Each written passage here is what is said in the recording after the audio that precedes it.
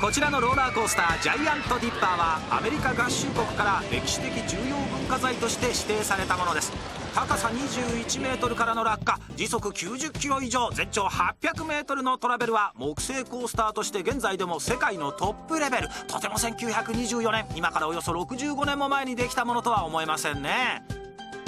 ちなみにこのジャイアントディッパーを製作したアーサー・ルーフ氏は、地震と気球の上昇と飛行機の墜落、この3つを組み合わせたような木製ローラーコースターを作りたかったとか。現在までに2800万人以上のコースターフリークたちがこのジャイアントディッパーに乗り、その中には映画撮影で乗ったクリント・イーストウッドも含まれているんです。